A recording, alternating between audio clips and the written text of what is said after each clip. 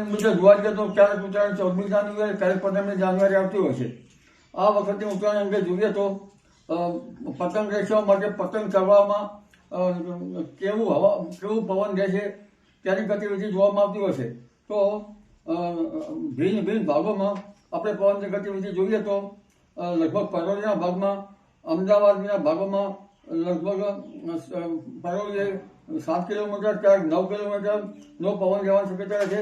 મહેસાણામાં પણ 9 કિલોમીટરથી 7 કિલોમીટર, પાલનપુરમાં 8 થી 7 કિલોમીટર, મહુવા, ભાવનગર, પોરબંદરમાં થોડો પવનની ગતિ થોડી વધારે રહે છે.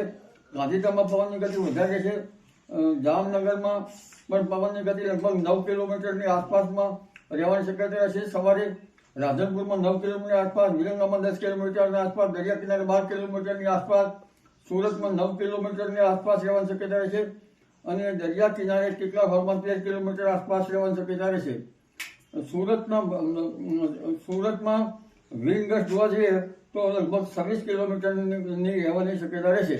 એટલે સામાન્ય રીતે પરોળિયાના અને સવારના ભાગમાં પવનની ગતિ 9 થી 7 કિલોમીટર રહેવાની શક્યતા રહેશે. બપોરે 10 વાગ્યાની આસપાસ 6 થી 7 કિલોમીટર મહદ ભાગોમાં, અને બપોરે 1 વાગે 6 થી 7 કિલોમીટર, અને સાંજે 4 વાગે 6 થી 7 કિલોમીટરની આસપાસ રહેવાની શક્યતા રહેશે. પરંતુ વિન્ડ ગસ્ટ કેટલાક ભાગોમાં, એટલે કે પવનના લહેરાની ગતિવિધિ ક્યારેક વધારે છે તો કોઈ ભાગમાં 15 કિલોમીટર અને કેટલાક ભાગમાં 15 થી 20 કિલોમીટરની આસપાસ રહેવાની શક્યતા રહેશે. સુરતમાં વિન્ડ ગસ્ટ આંચકાનો પવન 26 કિલોમીટરની આસપાસ રહેવાની શક્યતા રહે છે. એટલે સામાન્ય રીતે પતંગ રચવા માટે, પતંગ ચગાવવા માટે સમય સાનુકૂળ રહેશે. પરંતુ વચ્ચે પવનના લહેરા આવે ત્યારે ઢીલ મૂકવી પડે. એટલે એકંદરે આ ગતિ સારી રહેશે.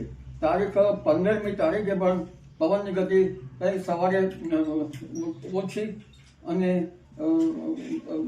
દિવસ દરમિયાન પણ ક્યારેક વધારે કે ક્યારેક ઓછી રહેવાની શક્યતા રહેશે. ક્યારેક પવનની ગતિ 5 થી 6 કિલોમીટર, ક્યારેક 4 કિલોમીટર પરોળીના ભાગમાં રહી શકે. અને લગભગ 15મી તારીખે પણ પતંગ રચવા માટે પવન ચગાવવામાં થોડીક હરકત વચ્ચે પવન ચગાવવાનું સાનુકૂળ રહેશે. એટલે 14મી જાન્યુઆરીએ પવન ચગાવવા માટે, પતંગ રચવા માટે સારો રહેવાની શક્યતા રહેશે. અલબત્ત વિન્ડ ગસ્ટ તો ક્યારેક રહે ત્યારે ઢીલ છોડવી પડે. જી.